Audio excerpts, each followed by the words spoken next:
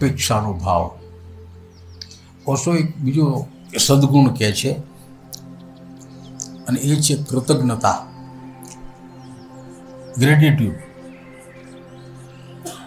Gratitude. આપણું કોઈ જરાક જેટલું કામ કરે, સેવા કરે, તો એના તરફ એક આભારની લાગણી હૃદયમાં જાગી જવી. વ્યક્ત કરીએ એ અલગ વાત છે, ઘણી ભાગે વ્યક્ત થાય છે. વાડે આપણા વડીલોની ભાષા, એમને થેન્ક યુ કહેતા નહોતું આવડતું. શું કહેતા? વાડે મોરસ વાહ એમ કહેતા. માંડ ઊભા થતા હોય વડીલ ખાટલેથી, એમાં કોઈ જુવાન જઈને એને ટેકો દે, જોડા લઈ આવી દે, પહેરાવે, લાકડી હાથમાં દે, અને પછી એ વડીલ જિંદગીભર ગાજ્યા જોઈએ. આપણા વડીલોની ભાષા થોડી બરછટ ભાષા હતી. અને બરછટ ભાષાના શબ્દો છે. વાડે મોડસ વાહ, લગ્નમાં ઊભો તો પઠ તો પડે, દુખી આવે એવી.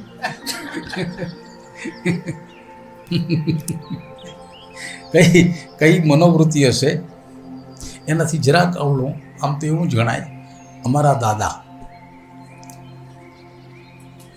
96 વર્ષ જીવેલા. 88 વર્ષની ઉંમર સુધી અમારા દાદાને લાકડી નહોતી લેવી પડી, એમ ટટ્ટાર ચાલતા. 88 વર્ષની ઉંમરે એક વખત શિયાળની રાતમાં લાઇટો બાઇટો હતી નહીં એ જમાનો, સંવત 1914, આજે સંવત 2014, આજે 2078 કે 79, 79 આટલા વર્ષ થયા. સંવત 2014 શિયાળાની રાત દાદા બહાર જવા માટે ઊભા થયા. બાથરૂમો હોય નહીં. અંધારામાં જરાક પગમાં ઠોકર લાગી, સગડી રાતના તાપતા હતા એની, અને પડી ગયા. જમણી બાજુ અથડાયા નીચે, અને ગળપણને કારણે કોરો થઈ ગયેલા હાડકાનો આ સાંધો તૂટી ગયો. પછીની સારવાર વ્યવસ્થા થઈ. આજના જેવી ડાક્ટરી સારવાર નહીં, ઓપરેશન નહીં, એની મેળે સાંધો થઈ જશે, દવાખાને લઈ ગયા, પણ આ રીતે થયું. તો હવે જરા અપંગ થઈ ગયેલા દાદાની સેવામાં 24 કલાક કોઈક માણસ જોઈએ. ભગવાન નરસિંહનો દીકરો તારા હિરજી દાદાની વાત છે આ. તારા દાદા ને હિરજી દાદા. તારા દાદા વેગજીના બાપ માવજી, એનો બાપ હિરજી. જોયેલા? આ તો જોયા જ હશે. મારા બાપજી હમણાં સુધી હતા, 2046. તો દાદા પડી ગયા, એની સારવારમાં રહે 24 કલાક એક જણ. એનો અમારા દાદાનો નાનો ભાઈ નામે હંસરાજ, એટલે કહેવાનો નાનો પણ એ દાદો જ. એ હવારના પોરમાં એને ઘરેથી આવે, બેઠા ભાઈ સગ્ગો ભાઈ, બે ભાઈ વચ્ચે 10 વર્ષની ઉંમરનો ગાળો, 10 વર્ષ. બાજુમાં બેસે, ખબર અંતર પૂછે, અને પછી એની રીત પ્રમાણે ક્યાં ગયો માવજી? માવજી આ નરસિંહનો દાદો તમે જોયા હશે. હવે માવજી સવારનો કોઈ એક માણસ દાદા પાસે રહે એવી વ્યવસ્થા કરી, ને કામે તો જાય ને. તો કામે જાય અને કહીને જાય, બાપા હું તો ફલાણ ઠેકાણે જાઉં છું, આટલા વાગ્યા સુધીમાં આવી જઈશ, એમ ચોક્કસ કહીને જાય. તો દાદા શું કે હંસરાજને, ક્યાં ગયો માવજી? ઓલા તો હશે ક્યાંક. આ શબ્દો અમે પ્રેક્ટિકલી સાંભળેલા. એક મનોદશા, જ્યારે આવું બને ત્યારે જીવનથી કંટાળેલા વ્યક્તિ કેવું બોલે, એના શબ્દો છે. કૃતજ્ઞતાનો ભાવ, જે પણ આપણા ઉપયોગમાં આવે એના તરફ. ગાડીઓ દોડાવો છો, પૈસા ખર્ચેલા છે, નાણાં ખર્ચીને ગાડી આવી છે, એના વ્હીલને કે એના એન્જિનને અડીને કદી આમ કર્યું છે? કર્યું છે કોઈએ? શું કામ કરીએ? એ તો ભગવાનને યાદ કરો છો, ગાડીને નહીં. ભગવાનને પ્રાર્થના કરો છો, ભગવાન ગાડીમાં હમણાં હું બેસું છું, એન્જિન ચાલુ કરીશ, મારે બહાર જવું છે, અમારી રક્ષા કરજો. એવી પ્રાર્થના હોય છે. જેને જે આવડે તે એક કહો. હા, એમ જૂની ગાડી હોય તો એમ કરો છો? એમ એ તો સ્વાર્થ છે. હે ભણ્યાના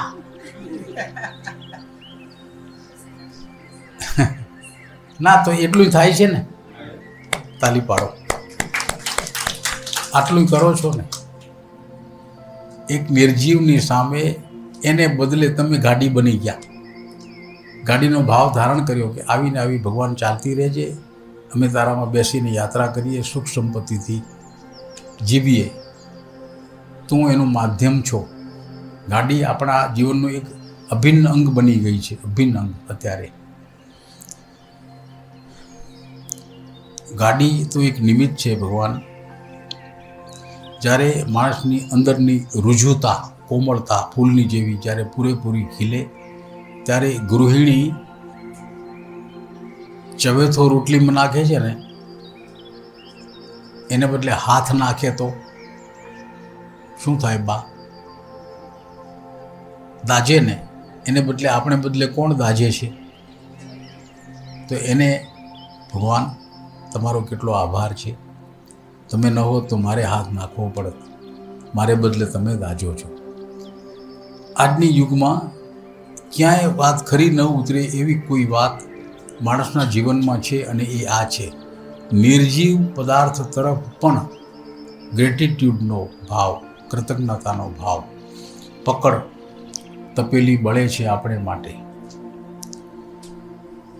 તેલની કડાઈ ભજીયા તળાતા હોય તો કેટલી વાર સુધી કણકળ્યા કરે, તો તપેલી એ કડાઈ બોલી. પછી ઢોસા બનાવો છો, એને શું નોનસ્ટિક કહેવાય કે? આ પાત્ર કેટલું ગરમ થતું હશે તો સ્વભાવ છોડતું નથી. આ બધું એક રમતમાં જતું રહે છે. માણસની જો રુજુતા ખીલી હોય, પૂરેપૂરી જીવનની રુજુતા, એક કોમળ ભાવ, આ નીચેથી ઉપર તરફ જવાય.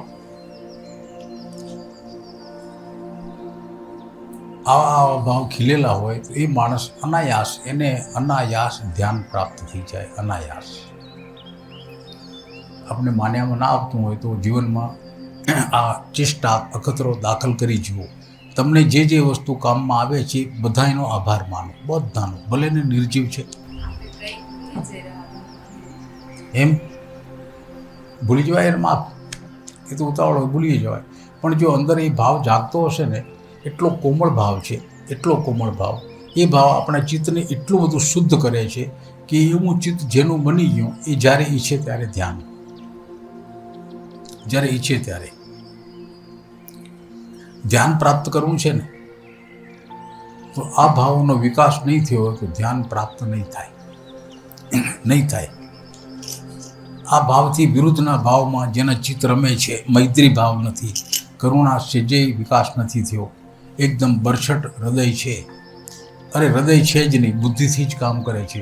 એ વ્યક્તિ બહારથી હોશિયાર લાગે, ચતુર લાગે, ગમે એવાના કોયડા ઉકલે, કોઈના કામ કરી દે ભગવાન, પણ એને કદી ધ્યાન પ્રાપ્ત ન થાય. ન જ થાય. આ બધું આડું આવે. ધ્યાનમાં જવા માટે આ ગુણો અનિવાર્ય છે. એ કેળવવા પડે, જગાડવા પડે પોતાને. અને આપણે તો ભગવાને એક પેકેજ ડીલ કરીને જન્માવ્યા છે કે જો હું તને આટલું આપીને જન્માવું છું, હવે તું જાણ. જન્મ્યા પછી ભગવાન કદીએ તમને જન્મ લેનાર ભગવાન સામો આવ્યો કે બેટા કેમ છો? કેવો માણસ હશે? જન્મ દીધો પછી અલોપ થઈ ગયો. આપણે હેરાન થઈ ગયા, દુઃખી થઈ ગયા, તો કોકવાર તો પૂછા કરે ભાઈ કેમ છો ને કેમ નથી. સૃષ્ટિ પેદા કરનારા ભગવાન પોતે ખૂબ સુખી હતા. જ્યાં સુધી માણસ સિવાયની જીવીઓની પેદા કરી ત્યાં સુધી કોઈ માથાકૂટ નહોતી. માણસ પેદા કર્યું અને સમસ્યાઓ ઊભી થઈ.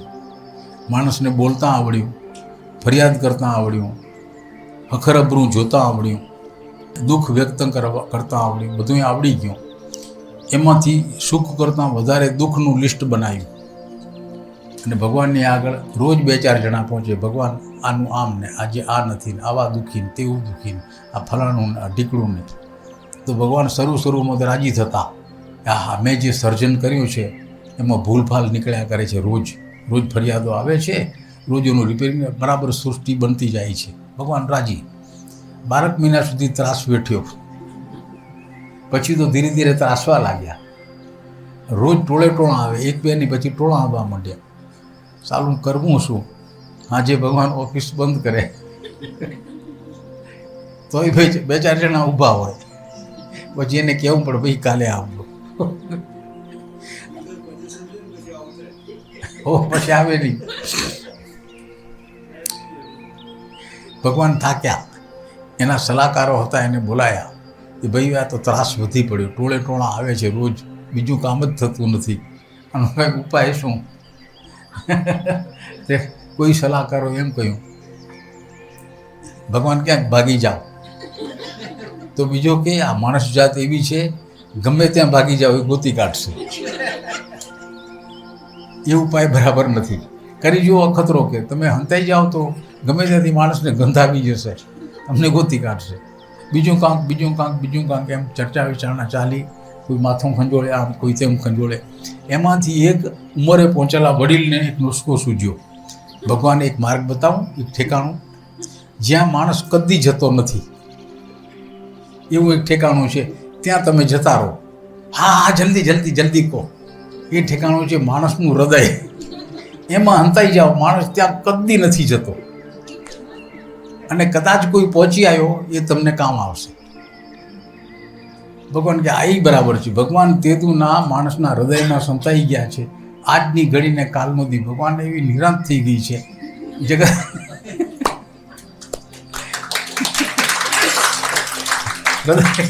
હૃદયમાં સંતાઈ ગયા. એમાંથી કોક જાગ્યા. બીજા બધો તો પોતાના કામ ધંધામાં નવરાય નથી, કોઈ બાઈમાં નવરા નથી.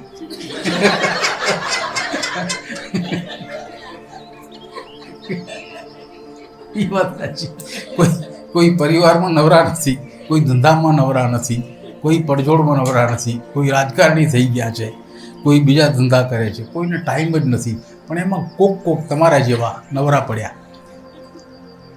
આવા માણસો ભગવાન ક્યાં ગયા શોધો. કેતુના ખોઈ ગયા છે. એમાંના કેટલાકને જાણ્યું કે હા ભગવાન ફલાણે ઠેકાણે છે, હૃદયમાં છે. હવે હૃદયમાં જવાનો રસ્તો શોધો. હૃદયમાં જવાના રસ્તા શોધ્યા. કોઈ લડાઈના રસ્તા ચાલતા નથી, કોઈ ગેઢેરાઈ ચાલતી નથી, કોઈ મોડસાઈ અહંકાર ચાલતો નથી, માણસની એકેય યુક્તિ ચાલતી નથી, બુદ્ધિનું કાંઈ કામ ચાલતું નથી.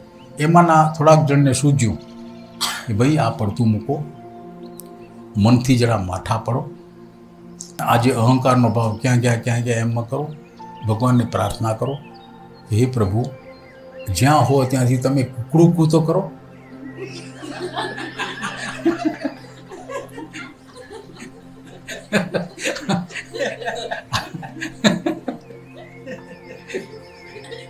ભગવાન રીજે બીજે નહીં. પ્રાર્થનાના કારણે મનમાં જે માણસો કુકડુકું એવી યુક્તિ શોધી લાયા, એને એમ થયું હજી કાંક ભૂલ છે, હજી આપણામાં કાંક આડું આવે છે, એટલે ભગવાન છે પણ બોલતા નથી. કોઈ કે હૃદયને કોમળ બનાવો, તમારા ભાવને બુદ્ધિને પડતી મેળો. ખાલી એ જ હેરાન કરે છે. દુનિયા આખીના પ્રશ્નોને ઉકેલતી બુદ્ધિ ભગવાનને પહોંચવામાં કાંઈ કામની નથી. એમ પહેલું એ 4 જણાને સમજાયું. બુદ્ધિને પડતી મેલી હૃદયની ભાષામાં વાત કરવા માંડ્યા તો ભગવાન સુધી જરાક ખબર પડી ભગવાન અહીંયા છે. જરાક ખબર પડી શું આડું આવે છે, તો મનનો મેલ આડો આવે છે. થોડાક સ્વાર્થી છીએ, થોડી વાસનાથી ભરેલા છીએ. અરે એ તો થઈ જશે, પાછા મથ્યા. પણ મનનો મેલ, વાસના ને એ બધું એવું ચીકણું નીકળ્યું એની જિંદગી ખપી ગઈ. માંડ ગોર ઇમામ શાહ જ્ઞાન બોલ્યા, વાલે મારે પડદા જ ખોલ્યા. પડદા ખોલ્યા ને સાહેબ મારો નજરે મળ્યા, આવાગમનના ફેરા ટળ્યા. આ ગીત એને ગાયું છે. જેને આ માર્ગ બતાવ્યો એને એ પડદા કેમ હટે એની યુક્તિ બતાવી છે. એ પડદા માણસના અહંકારથી કે એની બુદ્ધિ ચતુરાઈથી ભગવાન નહીં હટી શકે. કોઈ બીજો ઉપાય ગોતો તો ગોતતા અહંકાર આડો આવે, બુદ્ધિ આડી આવે, સંસારિક બુદ્ધિ. આ બધુંનો ત્યાગ કરી શકો, ઝીણા થઈ શકો, અહંકાર જતો રહે, સમર્પિત ભાવ આવી જાય, સામે પરમાત્મા તૈયાર છે, હૃદયમાં જ બેઠા છે. આવી એક સુંદર યાત્રા ભગવાને પોતાને માટે, એને મળવા ઈચ્છનારને માટે નક્કી કરી રાખી છે. જે કોઈ એ તૈયારી સાથે આવે એને માટે પરમાત્મા કોઈ જ્ઞાન સ્વરૂપે, પ્રકાશ સ્વરૂપે, ભક્તિ સ્વરૂપે, પ્રેમ કે આનંદ સ્વરૂપે સદા સદા સદા સદા ઉપલબ્ધ છે, સહજ ઉપલબ્ધ છે. બીજાને એમાં આપણી ભાષામાં કંઈ મોડસાઈ નથી હાલતી. અરે થાય શું નહીં, એ હાલતું નથી. સબ છોડ દો એક ही, प्रेम के मंदिर में दो नहीं होते. परमात्मा प्रेम का मंदिर है, उसमें अगर प्रवेश करना है तो दो मिट जाओ, एक बन जाओ. हम दो से ज़्यादा है. एक तो हम है, हमारी डिग्री, हमारे पैसे, हमारी प्रतिष्ठा, हमारा कोई पद, ये सब लेके हम चलते हैं परमात्मा की ओर. એ બધું એ કમાડ એટલું હાંકડું છે, બધું આડું આવે. એ બધું હટતે હટતે હટતે નિજત્વ, આપણે તમને વિશેષણ બતાવ્યું હતું ને, પર્સનાલિટી નડે છે, ઇન્ડિવિજ્યુઆલિટી, નિજત્વમાં જે વ્યક્તિ જતો રહે. નિજ પોતે કોણ છે? હા, પેલા ભજનમાં તમે સાંભળ્યું હશે, અરે કોઈને બેનનું યાદ આવતું હતું, રટો નિજ નામને, નિજ નામની માળા ફેરો. તો નિજ એ કોણ? જે આત્મા તમે જે નામથી ઓળખો છો એને આત્મા ધારીને એ નામથી પોકારો. જેમ કે પારું, તો પારુંનો આત્મા પારું છે. તો પારું પારું પારું પારું પારું હટતે હટતે બધા જ પડદા ધીરે ધીરે અવરોધો હટતા હટતા સાચો પારું જે બિરાજમાન છે હૃદયમાં, એ પારું પાધરો થશે. એકલા બનવાની તૈયારી, બધા જ આવરણો હટતા જાય માણસની, જે પહેરી રાખ્યા છે માણસે, અને માત્ર એકલો બને એનો પ્રવેશ છે. સાથે કંઈ આવતું નથી. જો મરણ કેવી ચીજ છે, આ બે ઘટનાઓ એકસાથે ઘટે છે. ભગવાનની પ્રાપ્તિ અને કોઈનું મરણ થવું, તે એ બે ઘટનાઓ બિલકુલ વિરુદ્ધ છે, પણ એક સમાન ઘટના છે. જ્યારે કોઈનું મૃત્યુ થાય ત્યારે એ વ્યક્તિ એના પરિવાર, એના સંતાનો, એને એના જીવનમાં અર્જિત કરેલી સંપત્તિ, એની પ્રતિષ્ઠા, એ કોઈ ડિગ્રી હોય તો આખી એની ડિગ્રી, એના હિસાબે એને કોઈ યશ પ્રાપ્ત કર્યા હોય તો યશ, આ બધું જ, અરે શરીર શુદ્ધ છોડીને જવાનું હોય છે. શરીર શુદ્ધ અહીંયા છૂટી જાય પછી એ યાત્રા મળે છે. કોઈના શરીર સાથે ગયા, આ મૃત્યુ અને પરમાત્માનું મિલન, આ બે એક સરખી ઘટના છે. એક પોઝિટિવ છે, એક નેગેટિવ છે. આ બે સરખે સરખી ઘટનાઓ છે. મૃત્યુનું ચિંતન કરો. આપણે અવકાશ નથી, તમને મૃત્યુનું ધ્યાન કરાવીએ. મરવા તૈયાર છો? મરી જવાશે હો. અમારે આ સાહેબ બેઠા, જેવું મૃત્યુનું ધાન જાહેર થાય એટલે એમ્બ્યુલન્સવાળાને ફોન કરે, કેટલા છે? તો 30 એમ્બ્યુલન્સ બહાર આવીને ઊભી થઈ જશે. સાચા છો? સાચ. કેમ સાહેબ? એમાંથી બધાય મરી જાય તો બધાને એમ્બ્યુલન્સમાં નાખીને રવાના કરી દેવાના. એકાદ મરે તો એકને, ને કોઈ ન મરે તો એ લોકો ભાડું લીધા સિવાય પાછા જતા રહે.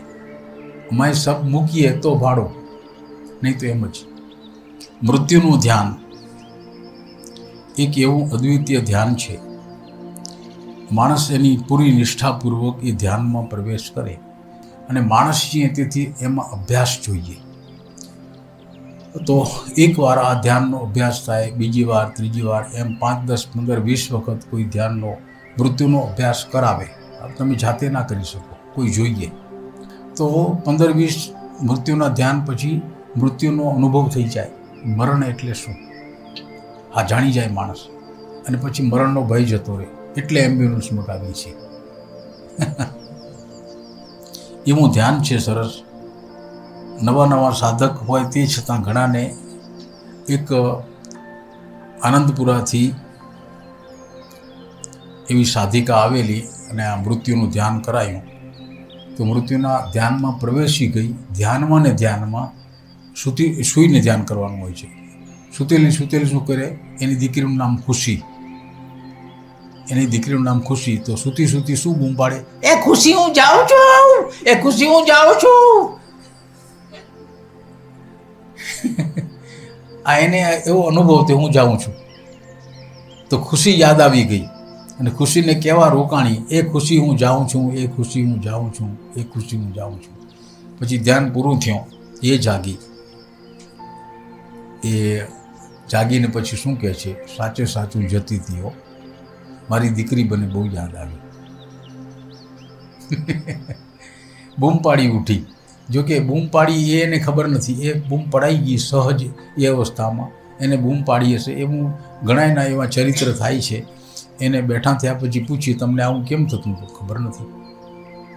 આટલા રોતા હતા કેમ? ખબર નથી. તો કોણ રોતું હતું? ખબર નથી. એ બેભાન અભાનપણે જે ઘટના બની ગઈ એ આપણા અસ્તિત્વથી અલગ કોઈ ભૂમિકા ઉપર એ ઘટના બને છે, અસ્તિત્વથી અલગ. અને એનો એવો અદ્વિતીય અનુભવ થાય છે, લેવા જેવો છે.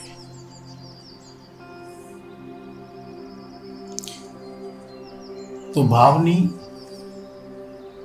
ભાવ શુદ્ધિની આ ભૂમિકામાં આટલી વાતો જે કોઈ સાધક એના જીવનમાં પ્રવેશ કરાવી શકે, મૈત્રી, કરુણા, મુદિતા, ઉપેક્ષા અને કૃતજ્ઞતા, આ લખેલા ભાવ છે એ ખરેખર આપણામાં છે જ એને જગાડવાના છે. આપણા વ્યવહારો જરા એવા બરછટ થઈ ગયા છે. તમને અનુભવ હશે,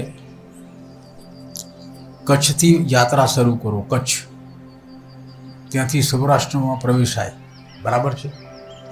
કચ્છથી શરૂ કરો, આ બાજુ આમ છે, આમ કચ્છ કઈ બાજુ? બે બાજુ છે. આમ નહીં, અમારે ના બાપાને બૌદ્ધ ગોઠવી લે. એમ કરીએ, કચ્છથી યાત્રા શરૂ કરો. ગાડી ક્યાંક ઊભી રાખીને માણસો જોડે ક્યાંક વાત કરો, ક્યાંક ચા પીઓ, માણસોને મળતા હો, એની વાણી શું છે એ સાંભળતા હો. કચ્છ, કાઠિયાવાડ, જેમ અમદાવાદ નજીક આવે તેમ ભાષા બદલતી જશે અને જરા હલકી અને બરછટ થતી જશે. અમદાવાદમાં પ્રવેશો, આ વેપારીઓની નગરી છે, ઠીક ભાષા. અમદાવાદ છોડીને આગળ નડિયાદ, પછી વડોદરા, સુરત, જેમ જશો એમ ટૂંકી અને બરછટ ભાષા. કરવો તો કરે, પછી સુરતી તો ગાળ જ બોલે, સુરતી ગાળ જ બોલે. આવી બરછટ ભાષા થતી જશે, આસ્તે. મહારાષ્ટ્રની ખબર નથી, ગુજરાતની હદ સુધી જે ભાષા આપણી બોલાય છે, ઠેઠ આ બાજુથી અનુભવ લેતા જજો કોક વાર. એ દૃષ્ટિથી યાત્રા કરજો. થોડી વાર બિલ્ડર છો, વેપારી છો એ ભૂલી જજો. કોઈ સમાજશાસ્ત્રી છો, કોઈ માનસશાસ્ત્રી છો, એ મિજાજથી યાત્રા કરજો. અટકજો, ક્યાંક ચા પીજો કે નાસ્તો કરજો, માણસ જોડે વાતો કરજો. તમને આ ભાષા ફરક સમજાશે. અને બરછટ ભાષા કેમ થતી જાય છે એના કારણ છે, જે પ્રદેશ થોડા સુધારા તરફ આગળ વધ્યા છે એ બધા પ્રદેશોની ભાષા બરછટ અને હલકી થતી જાય છે, ગમે તે કારણ હોય. જજો આગળથી, આસ્તે આમ બને છે.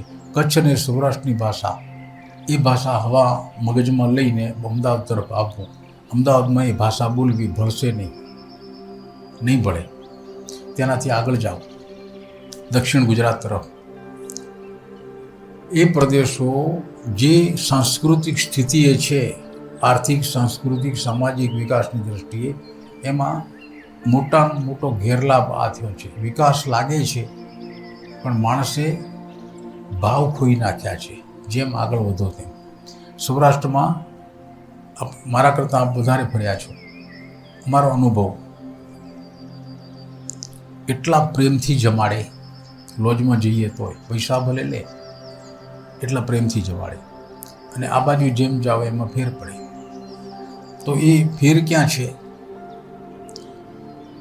ભાવની કેળવણી જેમ આમ જઈએ એમ ઘટતી જાય છે. જેમ આગળ વધો દક્ષિણ ગુજરાત તરફ એમ ભાવની કેળવણી ઘટતી જાય, ઓછી થતી જાય આસ્તે આસ્તે, ગમે તે કારણ હોય.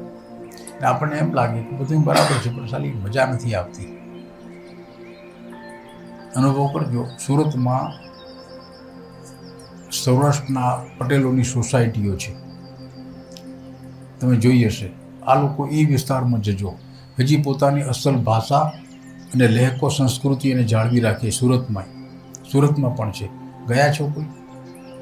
આપણો વ્યવહાર નથી બહુ. આ હું જોયું છે. તમે સૌરાષ્ટ્રના એક ગામડામાં ગયેલા તો ત્યાંની ગામડું જ ગણાય જ્યાં ગયા હતા, કંઈ યાદ નથી રહ્યું. પણ મોરબીથી ધ્રોળ હાઈવે, જામનગર તરફ તો ધ્રોળ હાઈવે, એના વચ્ચે ખેતીનો પ્રદેશ છે, ઘણા ગામડા આવે ખેડૂતોના. એમાં એક ગામમાં ગયેલા તો થોડી ઘણી ઓળખાણ હતી. તો એ પરોણાના ભૂખ્યા, મહેમાનના ભૂખ્યા લોકો એને ઘરે તેડી ગયા. સાંજ પડી ગયેલી, પહેલી ચા આવે. 2-4 ઠેકાણે ચા પીને આવ્યા હોઈને એટલે ચાનો કપ આવે, આપણે ચા નથી પીવી. લ્યો, આ મહેમાન કેવા, લ્યો ચાય નહીં નાખીએ. અરે પીવી પડે લાલા, ચાય તો પીવી જ પડે, એમ કહીને 1-1.5 કપ ચા પાઈ દે. હા, અમને પીવી પડી. પછી જમવા બેઠા. શીરો, લાડુ, બાજરાના રોટલા, 2-3 જાતનું શાક, પછી દૂધ પાક, કઢી ને દાળ ને બધું હોય. એટલે આટલું બધું ખાવું પડે. જોરા અહીંયા આટલે સુધી ખવડાવે. ખાસ ઓળખાણ નહીં તોય હો, સહેજ સાથ થોડોક પરિચય. પણ આ પરિચયનો કોણ જાણે એ પ્રજા એવા સ્વરૂપની છે. સૌરાષ્ટ્રમાં ગયા છો? ગયા હશો. જેને જે હશે એને ખબર હશે. હા, આવી પ્રજા છે. બીજા 2-4 ઠેકાણે ગયા, બધે જ આ હાલત. પછી કીધું હવે આ ગામડામાં જવું હોય તો રીતસર ભૂખ્યા જવું. જો નાસ્તો કરીને ગયા તો મર્યા. એવા લોકોને એ પ્રદેશ સંતોની ભૂમિ કેમ કહેવાય છે? આ પ્રદેશમાં આજે આ સંસ્કાર કેમ છે? સામાન્ય પ્રજા જેનામાં સંતત્વ ઉગ્યું નથી, પણ સંતત્વની અસર છે બધે જ, એ પ્રજા આખી એવી છે. સંતની કેળવણી પામેલી. જ્યાં જાવ ત્યાં ફલાણા બાપાની જગ્યા ને આ ફલાણા સાયલાવાળા કોણ કહેવાય? લાલજી બાપાની જગ્યા કે સાયલા, તમને ખબર નથી? અરે રામ, કહેતા કેમ નથી? હાલો મારા ભેગા. હે નહીં, સાયરાની સાયલા.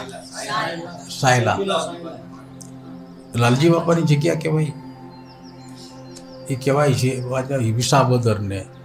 અરે કેટલા સ્થાનક, ગામે ગામ કોઈને કોઈ સંત હોય, ગામે ગામ. આવી પ્રજા, આવા સંત કેમ પાક્યા હશે? એ જોઈએ છે. આ બાજુ જેમ જાઓ સંત ઘટતા જાય. કારણ ગમે તે હોય. જે પ્રજાને જે જાતની કેળવણી મળી હોય, અમે અહંકાર નથી કરતા. અમે જે વિસ્તારમાંથી આવીએ છીએ, હું ને બાપો, તમારામાંથી પણ કોક હશે. અમારો વિસ્તાર ઈડરથી પેલી બાજુનો ભલે ન હોય, જાગો, એ વિસ્તારના સંસ્કાર અલગ પડે છે. ને ધનસુરા મોડાસાવાળા એ માણસો કબૂલ કરે છે કે સાલું વડાલીમાં આખું કંઈક જુદું જ વાતાવરણ છે ને. એનું કારણ શું? 2 સંતો હતા. વર્ષો સુધી સંતની છાયા મળી અને વર્ષો સુધી સંતોએ કષ્ટ વેઠીને લોકોને કેળવ્યા અને જગાડ્યા, વર્ષો સુધી. અને આજે એ સંતોની છાયા એ વિસ્તાર ઉપર છે. હવે જરા લૂણો લાગ્યો છે, હવે વઢવાનું શીખી ગયા. હા, જે છે ખોટું લાગતું લાગે, આપણે પ્રમોટ નથી થવું કદીએ, એમ છે. શૈલેષ, તમારું ગામ કયું?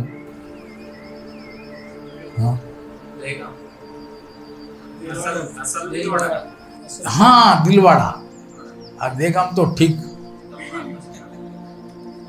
દિલવાડા. હા, એ બરાબર. તો તમને પરિચય છે, ત્યાં જ મોટા થયા. બીજું કોઈ? असांजो देसी हिन में केतिरा आहे? असूं न्यारियूं सी मिड़े पंहिंजा माण्हू, असांजो देसी वडाली वारो आहे लॻभॻि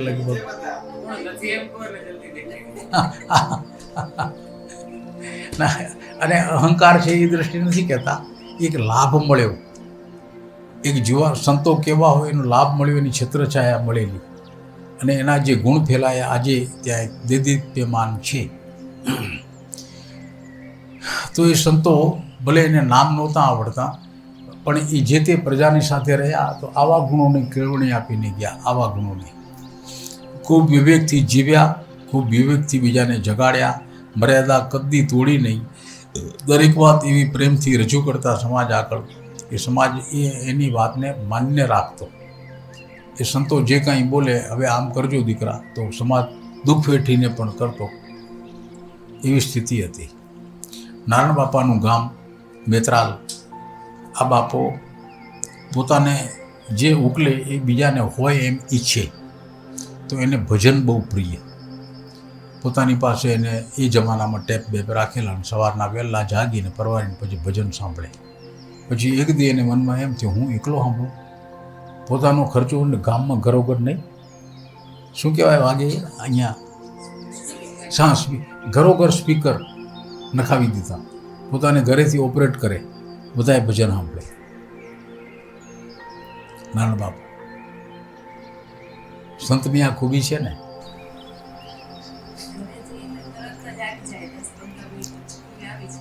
હા, અરે કોઈને ઘરે મહેમાન આવે તો પહેલાં એ જાય. બધાને ઘરે એને ખબર પડે કોઈને ઘરે મહેમાન આવ્યા તો એ પહોંચી જાય. એની ખૂબી હતી. એવો મીઠો માણસ, છતાંય ખૂબ ચતુર અને જાગ્રત. ભગવાન આ આપણી એક ભાવ યાત્રા હતી. શબ્દોને ઘોડે ચડીને આ યાત્રા આપણે કરી. જીવન શુદ્ધિ માટે સાધકને જે કંઈ કરવું પડે, ભાવ શુદ્ધિ માટે સાધકે જે કંઈ કરવું પડે, એની આ યાત્રા હમણાં સુધી કાલથી ચાલુ થયેલી કે આજથી જ? કાલથી એટલે પૂરી થાય છે. અને જરા પછી વાહે ટૂંકી વાળી. એના 3 તબક્કા છે. તમારા હૃદયમાં ભાવ દ્રષ્ટિથી આ વાત કોતરાઈ જાય તો તમને જતે જતે ચિંતનમાં અનિવાર્ય લાગશે કે જો ધ્યાન સાધના પ્રાપ્ત કરવી હોય તો આ 3 શુદ્ધિની કક્ષાઓ અનિવાર્ય છે. જ્યાં સુધી એ શુદ્ધિ પ્રાપ્ત ન થાય ત્યાં સુધી સાધક બધેથી છેતરાય છે. જ્યાં જ્યાં આવી શિબિરો ગોઠવે છે, ગમે તે રીતે કોઈ એના જાણકારો, વિદ્વાનો, જ્ઞાની પુરુષો, એ ભગવાન અડધે રસ્તેથી ટ્રેનમાં બેસાડે છે શુદ્ધિ વિના. આપણે કોઈ નિંદા કે ટીકા કરવાનો ઈરાદો નથી. સત્ય જ્યારે શોધવું હોય ત્યારે આમાં બધું આવે. કોઈ વસ્તુ એ અજ્ઞાત જે દુનિયા છે, અજ્ઞાત દુનિયા કરતે અધ્યાત્મની દુનિયા, પરમાત્માની, ઈશ્વરની દુનિયા, એ આપણા સંસાર કરતાં એનું સ્વરૂપ અલગ છે, એની તાસીર અલગ છે, એને માટે જરૂરિયાત અલગ સ્વરૂપની છે. એમાં પ્રવેશવું હોય તો પહેલી શરત છે શુદ્ધિ. આ સર્ટિફિકેટ જોઈએ, શુદ્ધ છો. એ સર્ટિફિકેટ કોઈ બીજું ના આપી શકે, સંત હોય એ આપી શકે. એ તમને કહી શકે કે હા બેટા, તારું પાત્ર તૈયાર છે. પાત્રતા જોવાય છે, કોઈ કાગળિયા હોતા નથી. બુદ્ધના જીવનની ઘટના તમને કહી ન હો તો કહું, પછી સમાપ્ત કરીએ. કશ્યપની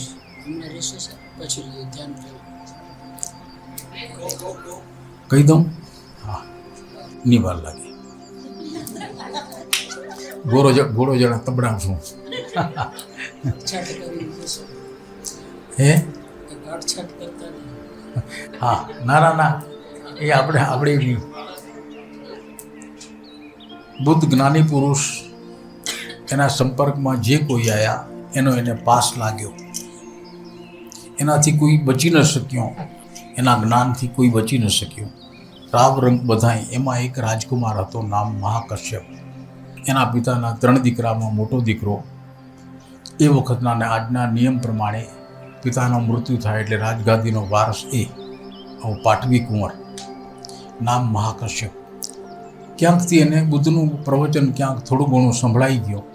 મનમાં વહેતી જ્ઞાનની ગંગા જાગૃત થઈ, મનમાં પલટાવ આવ્યો.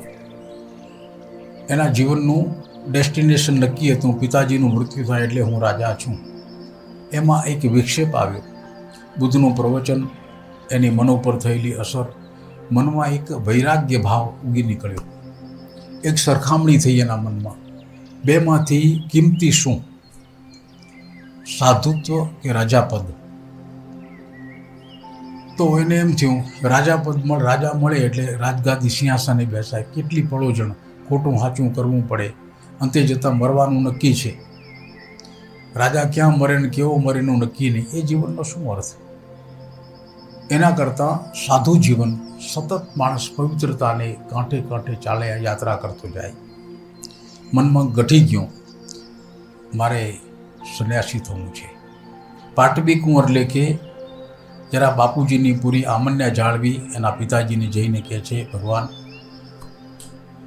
હું જાણું છું હું આપનો પાટવી કુંવર છું, આપના પછી હું જ રાજા છું, પણ તે છતાં હું આપની રજા માગું. હું એ મારા હકનો ત્યાગ કરું છું. તો બેટા, મારે સંન્યાસી થવું છે. પિતાજી ચોંકી ગયા કે આવો કનૈયો કુંવર જે બિલકુલ રાજા થવાને લાયક છે અને પોતાને કહે છે મારે રાજા નથી થવું બાપુજી, મારે સંન્યાસી થવું છે. એક હલચલ મચી ગઈ પરિવારમાં. ઘણા દિવસો સુધી સમજાવટ ચાલી. અનેક રીતે સગાવાલા, બીજા ત્રીજા બધા કંઈ જ્ઞાની પુરુષો સમજાવ્યા આવે એને એક જ વાત બધાનું સાંભળે, છેલ્લે કે પૂરું થઈ ગયું સમજાવવાનું, મારે સંન્યાસી થવું છે. બધેથી છેલ્લે એક જ વાત. અંતે પરિવારે રજા આપી, ભલે બેટા તારું કલ્યાણ થાય તો. પરિવારની રજા લઈ પહેરેલે લુગડે બુદ્ધ જ્યાં બિરાજતા હતા, ક્યાંય સત્સંગ ચાલતા હતા, ત્યાં જઈ બરાબર વિવેકપૂર્વક બુદ્ધની સમક્ષ ઊભો થઈને હાથ જોડીને, ભગવાન, હું ફલાણો આપને શરણે છું, મારો સ્વીકાર કરશો પ્રભુ? બુદ્ધ જરા જોઈ રહ્યા સામે. થોડીક વાર જોઈને કહ્યું, ભગવાન, તમે જાણો છો આ કપડાં નહીં પહેરાય, સંન્યાસીના કપડાં પહેરવા પડશે, ચાલશે. પગમાં કદાચ પગરખું ન હોય, ઉગાડા પગે ચાલવું પડશે, ચાલશે. તમારા રાજમહેલ જેવી પથારી નહીં હોય, ચાલશે. ભોજન રાજમહેલ જેવા નહીં મળે, ભીખ માગવી પડશે ને ખાવું, ચાલશે. ટાઢ તડકો વેઠવા પડશે, ચાલશે. આવી જાઓ બેટા, આ કપડાં નહીં ચાલે, હમણાં જ ઉતારું છું. તરત પ્રથમ દીક્ષા આપી, કપડાં બદલ્યા. પીળા વસ્ત્રોમાં એ રાજકુમાર આમ શોભી ઉઠ્યો. સુંદર મજાનો દેહ છે, સશક્ત કાયા છે. એના નિર્મળ ચિત્તને જોઈને બુદ્ધે એને આજ્ઞા કરી કે બેટા, જ્યાં જ્યાં સત્સંગ થાય ત્યાં તમારે મારી સામે સત્સંગ સાંભળવા બેસવું. ભલે ભગવાન.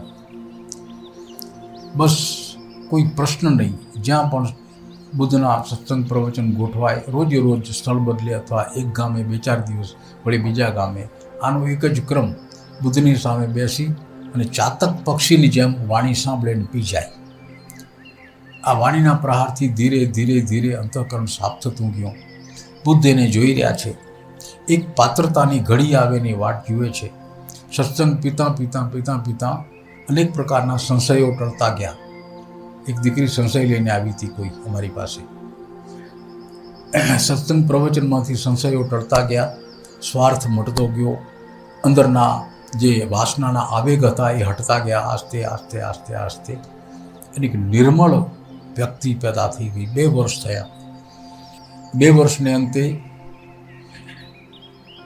આ જુવાનિયાનો નિયમ હતો કે જ્યારે સત્સંગ ન હોય ને બધી સભા વિખરાયેલી હોય ત્યારે પોતાના ગુરુથી બહુ દૂર ન જાય, 100, 200, 500 ફૂટના ઘેરાવામાં ફર્યા કરે. એક દિવસ આ રીતે બપોરના સમયે સત્સંગ પૂરા થયા, લોકો બધા જમવા ગયા. કશ્યપ ત્યાં ફરે છે, બુદ્ધના આસન ઉપર બિરાજમાન છે. નજર પડી બેટા આવો આવો. આંખ મારીને બોલાયો. પછી વાણી બંધ થઈ. જ્યાં આસન ઉપર બેસતો ત્યાં ઈશારો કર્યો, બેસો. બુદ્ધે એના સામું જોયું, એણે બુદ્ધના સામું જોયું. બંનેની ચાર આંખોનો ત્રાટક રચાઈ ગયો અડધો કલાક સુધી. આ એક જરિયા માધ્યમ બન્યું. બુદ્ધમાંથી કશુંક જાય છે. ધીરે ધીરે ધીરે ધીરે બુદ્ધની તીવ્ર જ્ઞાન દ્રષ્ટિથી કંઈક ટ્રાન્સફર થયું. પાત્ર તૈયાર હતું, બિલકુલ શુદ્ધ પાત્ર હૃદયનું. એમાં બુદ્ધને જે ઠાલવવું તો ઠલવાઈ ગયું. અડધો કલાક લાગ્યો. એક ટસે આમ સ્થિર મૂર્તિ જેવો બનીને કશ્યપ આમ જોઈ રહ્યો છે ગુરુને. નથી આંખ હલતી, નથી ચહેરો હલતો, નથી આંગળી હલતી, નથી પગ હલતો. મૂર્તિ જોઈ લો. અડધા કલાકમાં તો જાણે શું ચમત્કાર બન્યો. આમ બટન દાબ્યો, ઓચિંતો ઉછળ્યો, આનંદથી નાચી ઉઠ્યો, હસી ઉઠ્યો, ગીત ગાયો. અડધો કલાક સુધી બુદ્ધને જોઈ રહ્યા છે એના નૃત્યને. અંદર જે આવિર્ભાવ આવ્યો એને એના દેહમાં જે હલચલ મચાવી, બધું જ વ્યક્ત થઈ ગયું. મહાકશ્યપ શાંત થઈ ગયો. છેલ્લે હાથ જોડ્યા, દંડવત પ્રણામ કર્યા. ભગવાન, હું જાઉં છું. પરમ જ્ઞાનને પ્રાપ્ત થઈ ગયો. મહાકશ્યપ ગયો. બુદ્ધના ચરિત્રમાં ઉલ્લેખ છે, પછીથી મહાકશ્યપ બુદ્ધને કદી મળ્યો નથી, કદી જ નહીં. પરમ જ્ઞાનને પ્રાપ્ત. આવી અજાયબ ઘટના કોઈ આરપાર જોઈ શકતા જ્ઞાની પુરુષ કોઈના જીવનમાં સહજ રીતે સર્જી શકે. સહજ, કાંઈ કરવું ન પડ્યું, કશું નહીં. આજે એવા પુરુષો નથી એમ નથી, પણ આજના યુગનો પ્રભાવ એવો વિચિત્ર છે કે સામે ખરેખર હોય. બુદ્ધ એટલે પરમ જ્ઞાનને પ્રાપ્ત પુરુષ, એને બુદ્ધ કહેવાય. એનું મૂળ નામ તો હતું સિદ્ધાર્થ ગૌતમ, પણ પરમ જ્ઞાનને પ્રાપ્ત થઈ ગયા, બુદ્ધ થઈ ગયા, બોધ થઈ ગયો, માટે બુદ્ધ. એવા ઘણા આજે કોઈ હશે, પણ એ જે સમય ગુણિયલ સમય હતો, ગુણિયલ સમય. માણસ ગુણગ્રાહી હતા. યુગમાં ધીમે ધીમે બુદ્ધિનું પ્રાબલ્ય વધતું ગયું, સમય પસાર થતો ગયો, સદીઓ વીતતી ગઈ. 2500 વર્ષ પછી આજે આપણી એ દશા છે. સાચે સાચ સામે સાક્ષાત સત્ય ઊભું હોય તો પણ આપણી બુદ્ધિ એને સ્વીકારતી નથી. અહંકારનો પડદો આવે છે, અનેક વાસનાઓ આડી આવે છે. આ બધાને કારણે સત્ય જોઈ શકતા નથી અને સામેથી સત્ય ચાલ્યું જાય છે. પછી જાણીએ છીએ ત્યારે અરે રોઈ ઉઠીએ, ગોયું. પછી સત્ય પાછું નથી આવતું. દુર્લભ ઘટના છે આ યુગમાં એવું પ્રાપ્ત થવાની. દુર્લભ ઘટના. આ યુગ એવો છે જરા વિચિત્ર. વાસનાથી બધા ભરાઈ ગયા છે.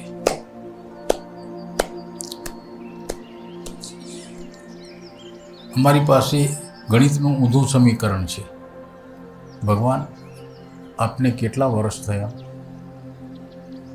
44? ના, 56. આવું ગણિત રાખો, કારણ 44 ગયા. હવે એનો ધોખો કરો કે રાજી થાવ. એનું શું થાય કે લાકડું બળી ગયું, રાખ થઈ ગઈ, પાછું લાકડું નહીં થાય. પણ લાકડું છે, 56 વર્ષનું લાકડું હાથમાં છે. એમ ગણી લો પોતપોતાને.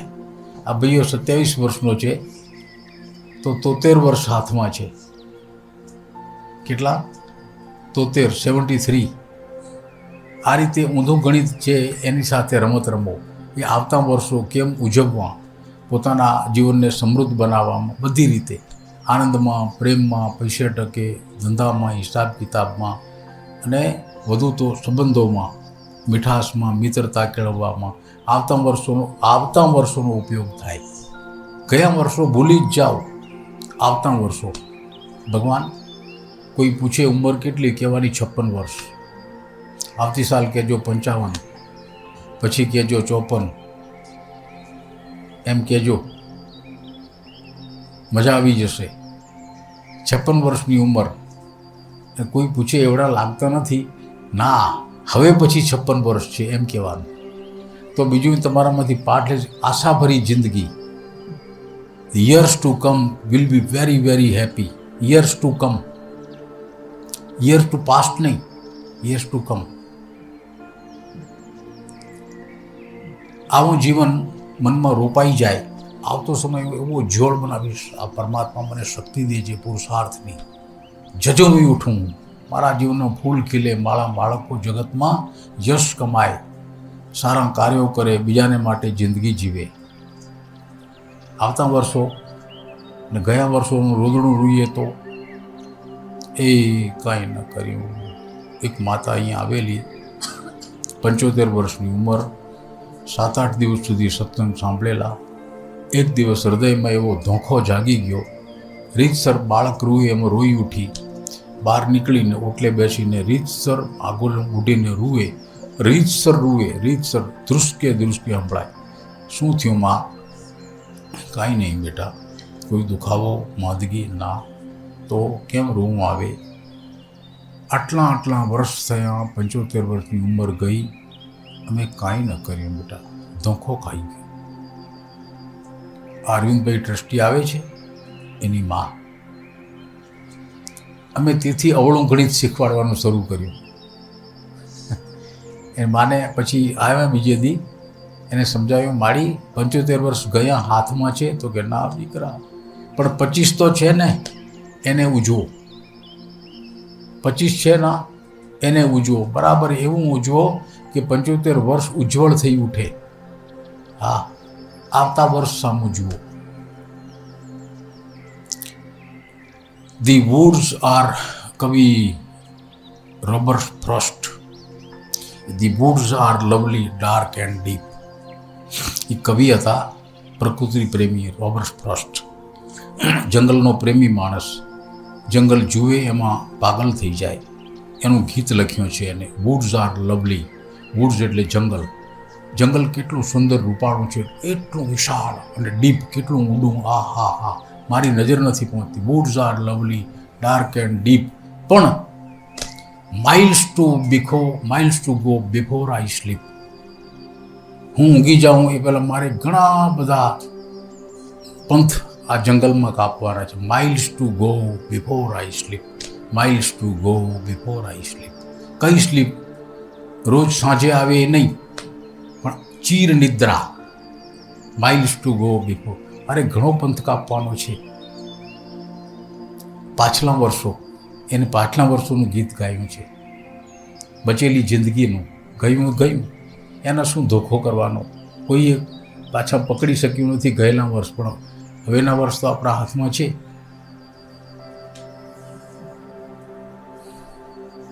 અમારા પિતા, ખૂબ નાનપણની વાત, એના બોલેલા વેદના ભર્યા શબ્દો આજે મને યાદ આવે. મારી ઉંમર લગભગ 12-13 વર્ષની હશે. 100 રૂપિયે વીઘો જમીન મળતો એ દિવસો હતા. 100 રૂપિયે વીઘો. આજે ઢેફુય નથી મળતું. એ દિવસો હતા. એમાં મારા પિતા મગફળી વેચીને વળેલા, પછી નામો ચૂકવતા આવે. અમે ગયેલા ભેગા ગાડામાં બેસીને, સાંજે પાછા વળ્યા. એનો એક નિશ્વાસો આજે મને યાદ આવે છે. 1000 રૂપિયા હતા. ઘરે ગાડું છોડીને ખિસ્સામાંથી પૈસા કાઢીને ગણે. મોટી આવતી નોટો 10-10ની. તમે ખાખરાના પાના જેવા 100 રૂપિયા નોટ જોઈ લી? મારા પાસે નમૂનો પડ્યો છે, બતાવીશ હશે તો. ખાખરાના પાના જેવડી નોટ આવતી 100ની. 50ની નોટ નહોતી. 100ની પછી સીધી 10ની, 10ની પછી 5ની, 2ની ને 1ની. તો 90 રૂપિયા નીકળ્યા. મારા પિતા ધોખો કરે, કેટલા પૈસા હતા? 90 જ રૂપિયા રહ્યા. એ વખતે તો કોઈ મનમાં આવું જ્ઞાન નહીં, પણ આજે પિતા હયાત હોય ને એ બોલે તો હું એમ કહું, બાપુજી 90 રૂપિયા છે ને?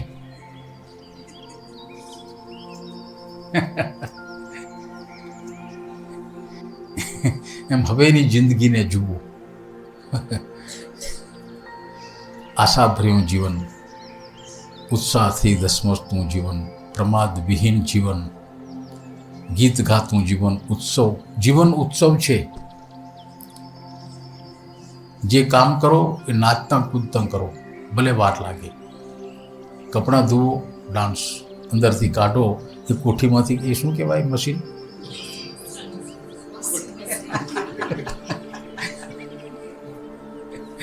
શું કહેવાય?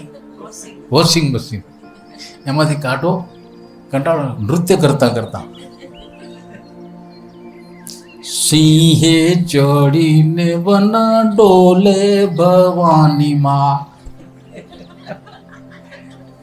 ઝાંઝરનો જણકાર રે જંગલમાં ફરે મારી. હું આગલી લીટી ભૂલી ગયો છું.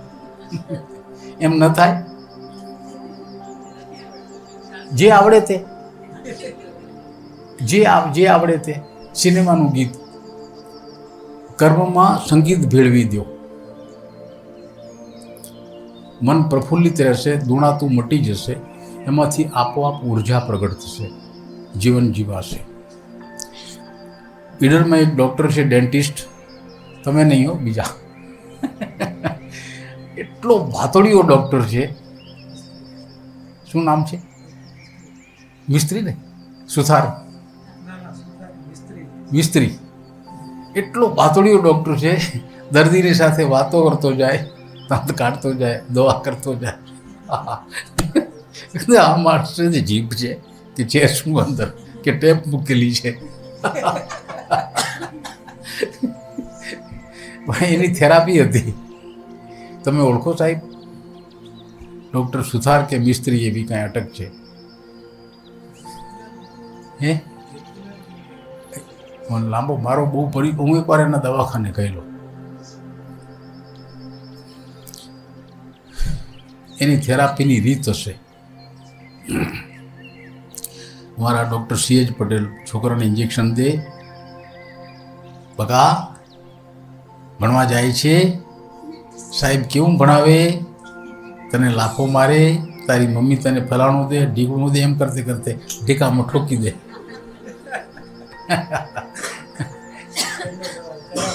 હે કયામાં ભણે છે ને કેટલા માર્ક્સ આવે ને પરીક્ષા થઈ, સાહેબ લડે, આમ કરે તેમ કરે, ને જ્યાં આવે હોય બસ એટલા.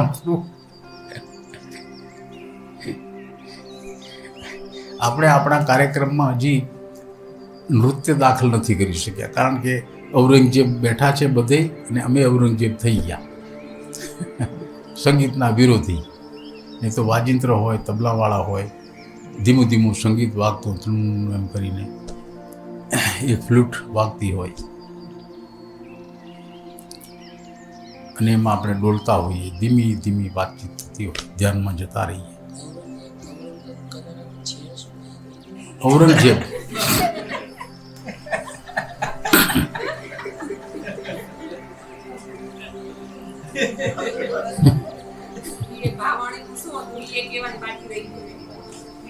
દેવતાઈ નોખ એ કહેવાય એવું નથી. અહીંયા જરૂર લાગશે તો કહીશ. હવે આપણે બીક નહીં રાખવાની. એમ લાગે કહેવા જેવું તો કહી દેવાનું. ઔરંગઝેબનું એવું થયું કે એ જે મુગલ બાદશાહોમાં અકબર બાદશાહ ખૂબ કલાપ્રેમી હતા, સંગીત પ્રેમી, કલાપ્રેમી, પછી સ્કલ્પચર એટલે શિલ્પકામના પ્રેમી, પણ સૌથી વધુ એને સંગીતનો પ્રેમ. તો જેટલા જેટલા કલાકારો મળે એ બધાને આશરો આપે, એના જીવનને જુએ અને એને પ્રોત્સાહન આપે. આ કલાકારો એના સમયમાં ફૂલ્યા ફાલ્યા. એના પછીના એના ગુરુપુત્રોએ થોડી ઘણી પરંપરા જાળવી, એમાં ઓછું વધુ ન કર્યું, પણ બહુ રસે ન લીધો. પણ જેમ તેમ એ કલાકારોનું જીવન નભ્યા. પણ ઔરંગઝેબ આવ્યો. ઇસ્લામની ગંધ કે દુર્ગંધમાંથી એના મનમાં એવું વસી ગયું કે સંગીત છે એ વાસનાઓને ઉશ્કેરે છે, વાસનાઓને. સંગીત ગાય કે સાંભળે, વાજિંત્ર વાગે, માણસની વાસનાઓ ઉશ્કેરાય છે. માણસ અલ્લાહને ભૂલી જાય ને સંગીતને પોતાના શરીરમાં વસતી વાસનાઓનો એના એમાં રમત કરતો થઈ જાય. માટે સંગીત ન જોઈએ. બધાએ કલાકારોને એને કાઢી મેલ્યા. જાઓ, તમારા માટે કોઈ જગ્યા નથી.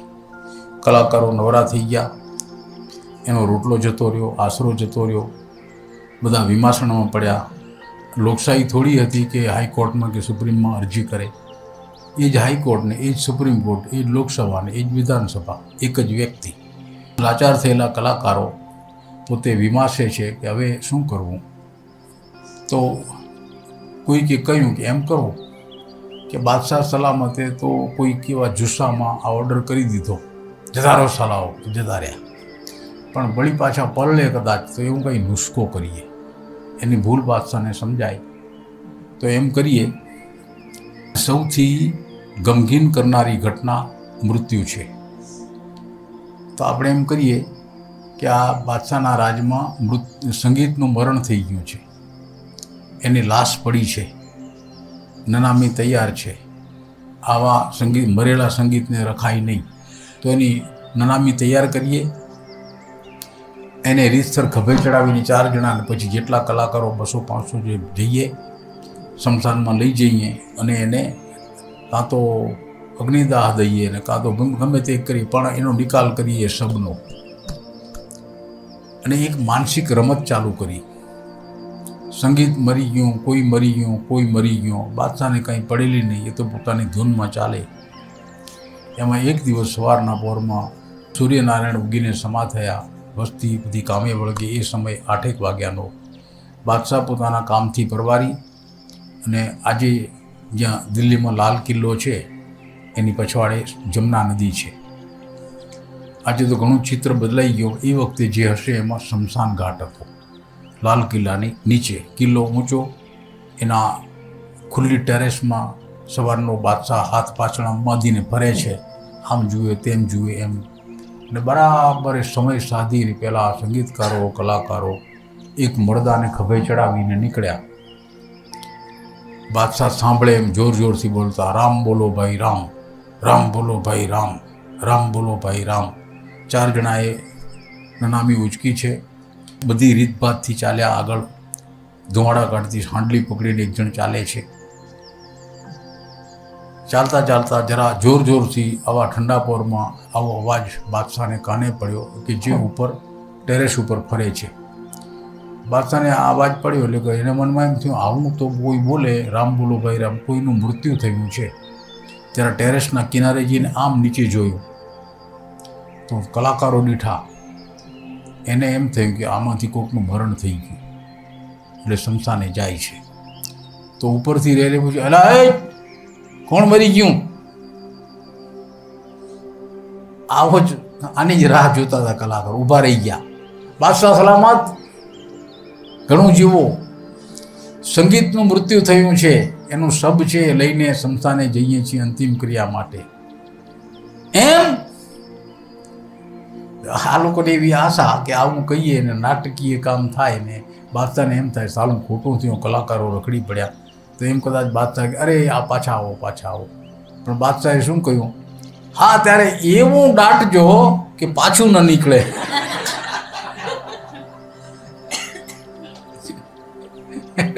એ ઔરંગઝેબ.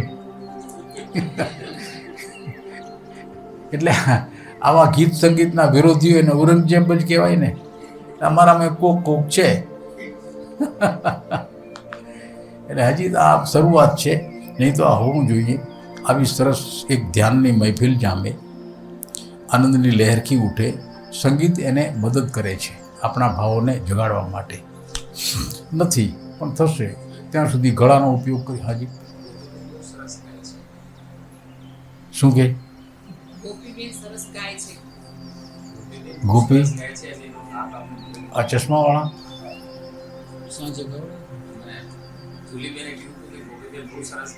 એમ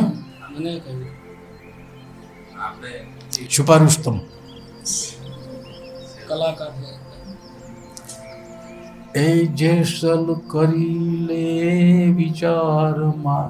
ગાશો કે હમણાં સમય થઈ ગયો ગણાય? હે તમે કયા ઘડિયા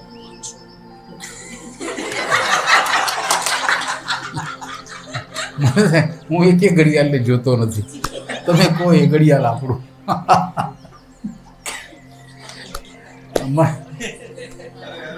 ટાઈમલેસ પર્સન, ટાઈમલેસ. ગાઈ લે પછી વિખરાઈએ. ભગવાન ગળું કામ કરે છે ને પાણી આપીએ. ગોળ જોઈશે તો તમારું નામ લઈને ફોન હતો. નામ શું બેટા? હા, ગીત ગવડાવજો, ભજન જેસલ કરી લે. આવું કહ્યું છે, આ શબ્દોએ કયા છે અમને. પણ તમને જે સારું લાગતું હોય તે છૂટ. હા અરે એક લીટી એ પ્રસાદી કહેવાય. હા જે આવડે મોજ મોજ. રડતા રડતા સીતાજી બોલ્યા ને, શું છે અપરાધ મારો?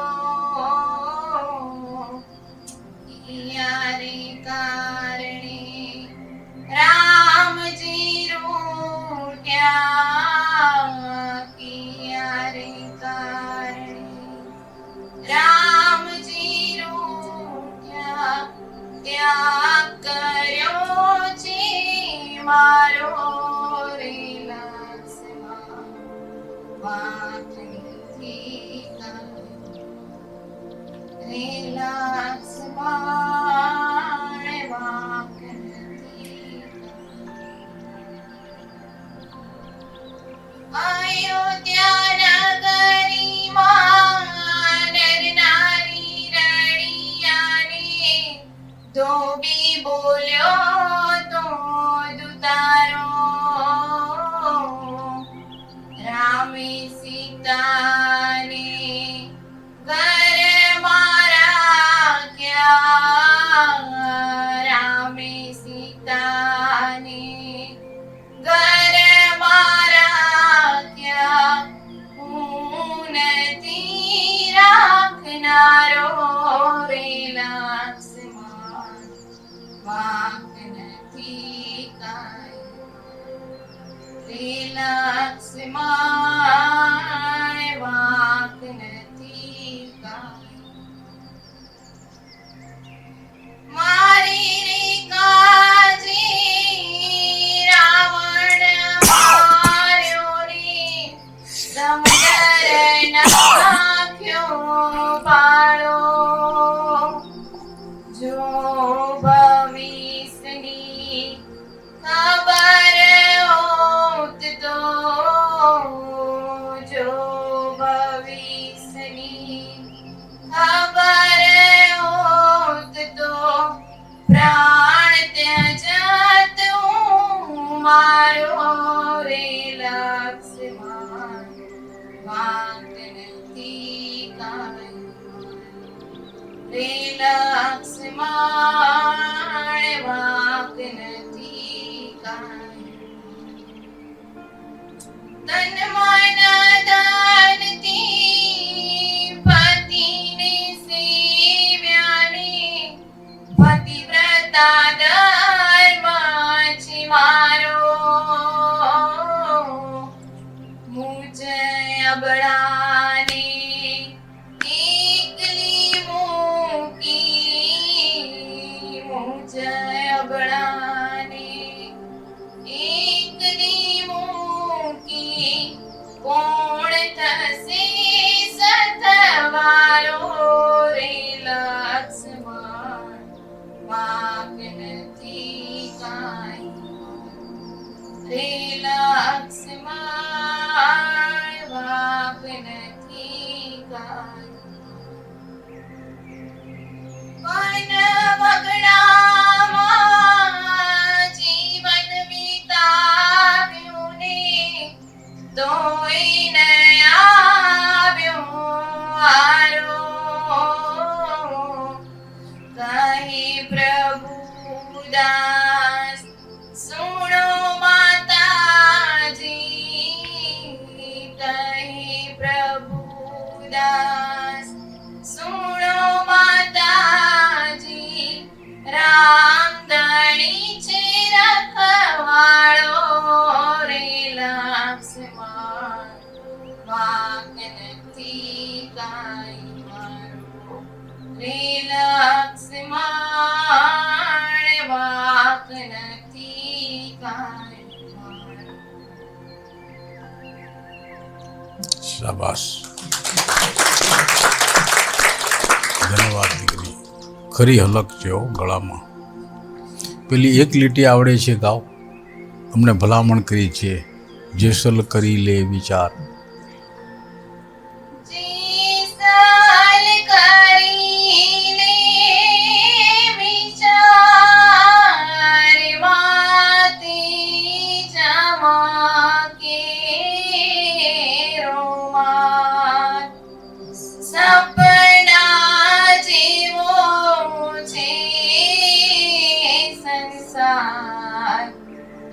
ગોરી રાણી કરે છે પુકાર. આવો ને જેસલરાય આપણ પ્રેમ થકી મળીએ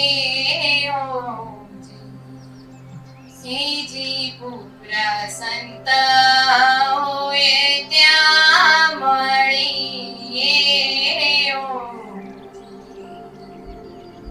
શાબાશ. આવ્યો અમૂલક અવતાર માંથી સદા ગુરુનો આધાર. જાઉં મારી ધણીને દરબાર બેડલી ઉતારો આવો ને જેસલરાય આપણે પ્રેમ થકી મળીએ હેજીપુરા સંત હોય ત્યાં મળીએ તારા ગુણનો નહીં પાર ભક્તિ ખાડા કેરીદાર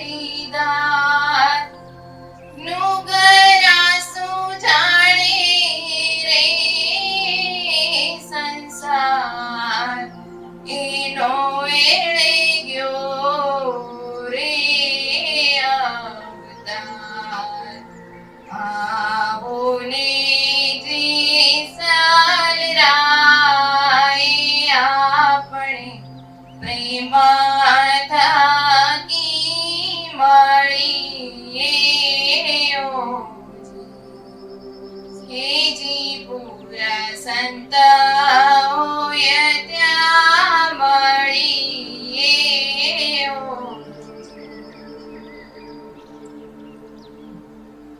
શાબાશ બેટા. અરે વાહ. આવડ્યું જ કહેવાય, આવડ્યું જ. ગણિતનો દાખલો ગણતે ગણતે જવાબ ના આવડે પણ સ્ટેપ સાચા હોય તો એટલાય માર્ક મળે. શાબાશ ભગવાન.